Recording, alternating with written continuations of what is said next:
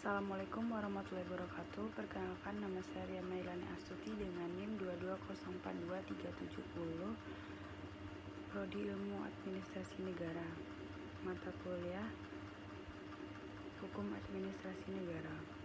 Baiklah, kali ini saya akan mempresentasikan materi mengenai sumber-sumber hukum administrasi negara di Indonesia. Yang pertama yaitu pengertian sumber hukum. Pengertian sumber hukum secara ringkas merupakan segala sesuatu yang dapat menimbulkan aturan dan tempat kita dapat menemukan aturan tersebut. Pendek kata, apabila hendak mencari ketentuan-ketentuan yang mengatur hukum administrasi negara, tempat tersebut merupakan sumber hukum administrasi negara. Menurut Sudikno Mertokusumo, bahwa hakikat sumber hukum yakni tempat di mana kita menemukan atau menggali hukumnya, atau tempat di mana ditemukan hukum, yakni hukum yang mempunyai kekuatan mengatur dan memiliki sifat memaksa dan ditaati.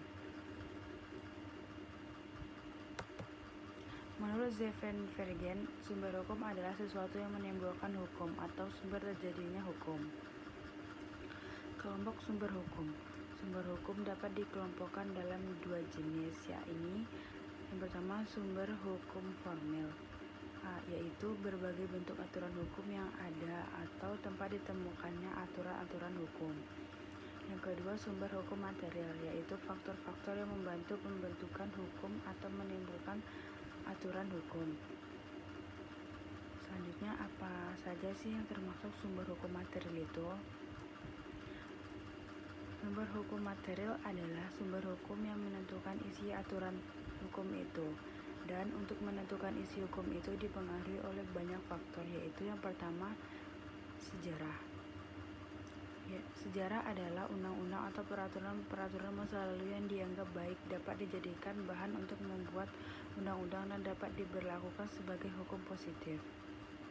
Yang kedua, faktor sosiologis, yaitu seluruh masyarakat dan lembaga-lembaga yang ada di dalam masyarakat. Kegiatan-kegiatan yang terjadi di dalam masyarakat dapat dijadikan bahan untuk membuat hukum, dengan kata lain sesuai dengan perasaan hukum masyarakat, misalnya keadaan dan pandangan masyarakat dalam sosial, ekonomi, budaya, agama, dan psikologis.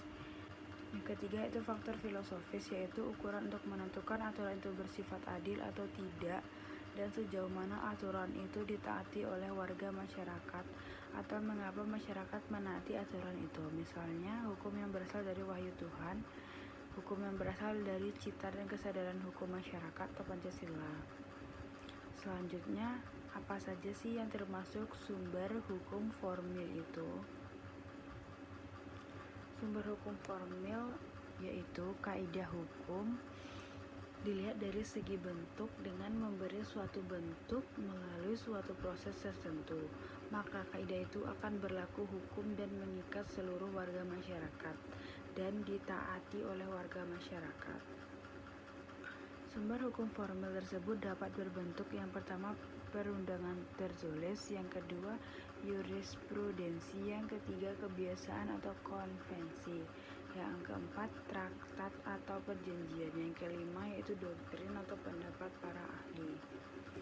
Yang pertama itu perundangan tertulis. Perundangan tertulis merupakan sumber utama bagi ketentuan dalam hukum administrasi negara.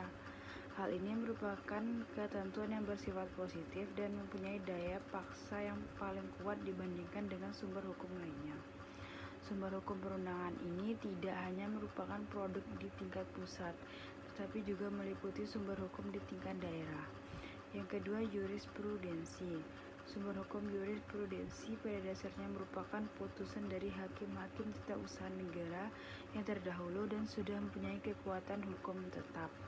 Kemudian oleh hakim yang lain digunakan sebagai dasar pertimbangan hukum untuk memutuskan suatu perkara yang sama. Pengertian putusan sudah mempunyai kekuatan hukum tetap adalah para pihak yang bersengketa sudah tidak dapat menggunakan hak untuk mengajukan upaya hukum atas putusan tersebut. Yang ketiga yaitu kebiasaan atau konvensi. Salah satu pemenuhan terhadap pengaturan dalam kehidupan administrasi negara sehari-hari adalah timbulnya kebiasaan-kebiasaan yang timbul dalam praktik keseharian. Kebiasaan-kebiasaan ini bahkan justru mengisi hal-hal yang selama ini tidak diatur dalam hukum administrasi negara formal. Sering ditemui kebiasaan-kebiasaan yang dianggap sebagai sesuatu yang terus-menerus dilakukan, dan akhirnya berbagai pihak menganggap hal itu sebagai suatu kewajiban. Kemudian kebiasaan itu menjadi melembaga dalam kehidupan hukum administrasi negara sehari-hari, sehingga jelas ada dua hal yang mendasari kebiasaan sebagai sumber hukum. Yang keempat yaitu traktat atau perjanjian. Prinsip ini mengandung pengertian bahwa setiap traktat yang dibuat oleh dua negara atau lebih secara otomatis mengikat pula warga negara dari negara yang menandatangani traktat tersebut. Daya ikat traktat terhadap warga negara tersebut dapat terjadi mengikat traktat yang dibuat oleh kedua belah pihak negara tersebut setelah diratifikasi diberikan bentuk hukum, baik berupa undang-undang maupun bentuk lainnya. Sesuai tingkatan hukum yang akan digunakan, hal tersebut sesuai dengan pasal 11 Undang-Undang Negara Republik Indonesia tahun 1945.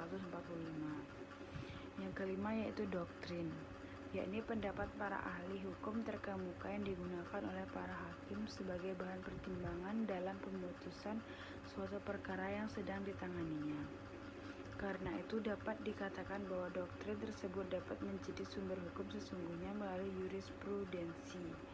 Dalam penanganan kasus suatu perkara, terdapat hakim membutuhkan pendapat para pakar hukum administrasi negara atau lainnya, khususnya untuk menunjang pertimbangan-pertimbangan bagi hakim dalam memutus perkara yang sedang ditanganinya tersebut. Hal tersebut memperkuat keyakinan hakim sebagai dasar utama sebuah putusan. Sebagai pelaksanaannya, hakim kemudian mengundang saksi ahli untuk memberikan kesaksiannya berdasar ilmu pengetahuan yang dikuasainya. Lanjut yaitu sumber hukum yang ada di Indonesia. Diatur dalam Undang-Undang Nomor 12 Tahun 2001 Pasal 7 Ayat 1 peraturan tersebut, yaitu yang pertama Undang-Undang Dasar Negara Republik Indonesia tahun 1945, yang kedua Ketetapan MPR, yang ketiga Undang-Undang untuk Peraturan Pemerintah Pengganti Undang-Undang, yang keempat Peraturan Pemerintah, yang kelima Peraturan Presiden, yang keenam Peraturan Daerah Provinsi, yang ketujuh Peraturan Daerah Kabupaten.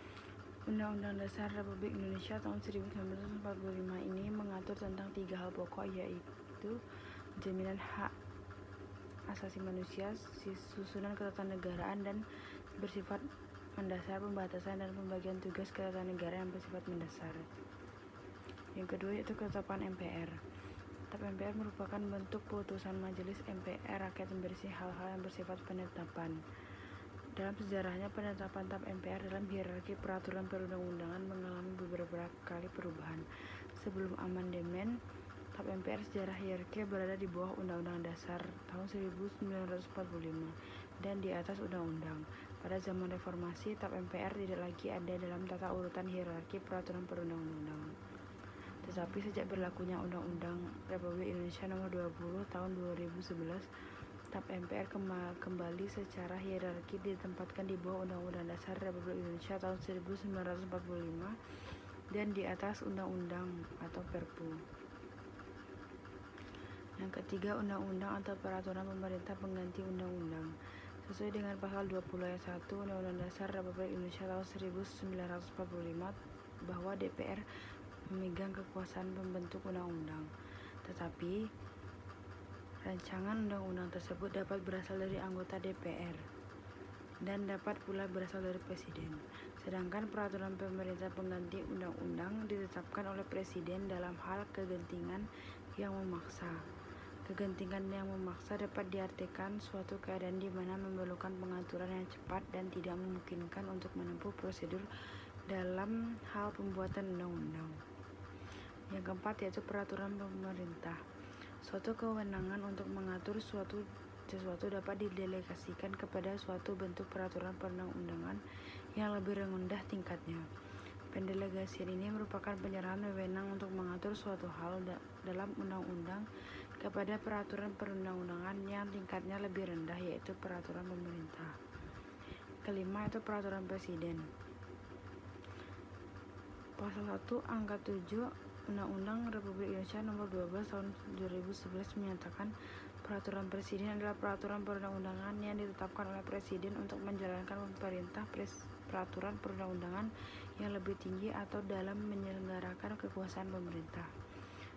Materi muatan peraturan Presiden berisi materi yang diperintahkan oleh undang-undang, materi untuk melaksanakan peraturan pemerintah, atau materi untuk melaksanakan penyelenggaraan kekuasaan pemerintah. Yang keenam yaitu peraturan daerah provinsi. Materi muatan peraturan daerah provinsi berisi materi muatan dalam rangka penyelenggaraan otonomi daerah dan tugas pembantuan serta menampung kondisi daerah atau penjabaran lebih lanjut dari peraturan perundang-undangan yang lebih tinggi. Yang ketujuh yaitu materi muatan peraturan daerah. Sama dengan muatan materi peraturan daerah provinsi, yaitu berisi materi muatan dalam rangka penyelenggaraan otonomi daerah dan tugas pembantuan serta penampung kondisi suatu daerah, kota atau kabupaten atau penjabaran lebih lanjut dari peraturan perundang-undangan yang lebih tinggi. Contoh kasusnya yaitu awal mula kasus korupsi bansos COVID-19 yang menjeret Juliari hingga divonis 12 tahun penjara. Pada 6 Desember tahun 2020, KPK menetapkan mantan Menteri Sosial yaitu Juliari Batubara sebagai tersangka kasus dugaan suap bantuan sosial penanganan pandemi COVID-19 untuk wilayah Jabodetabek tahun 2020. Penetapan tersangka Juliari saat itu merupakan tindak lanjut atas operasi tangkap tangan yang dilakukan KPK Jumat 5 Desember 2020. Usai ditetapkan sebagai tersangka pada malam harinya, Juliari menyerahkan diri ke KPK. Selain Juliari, KPK juga menetapkan Mateus Joko Santoso, Adi Wahyono, Ardian, dan Hari Sidabuke sebagai tersangka.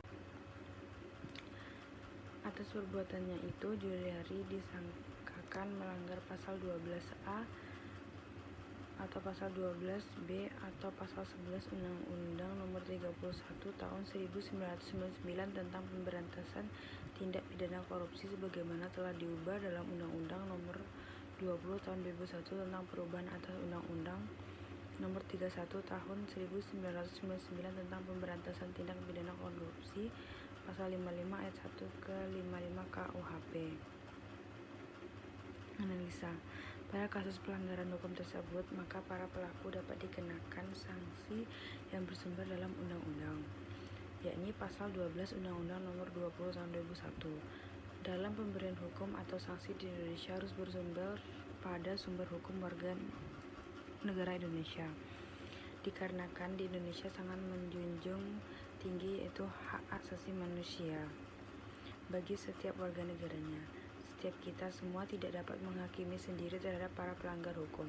Di negara kita ada sumber hukum yang mengatur segala hal. Peran sumber hukum sangat berpengaruh terhadap kemakmuran suatu negara.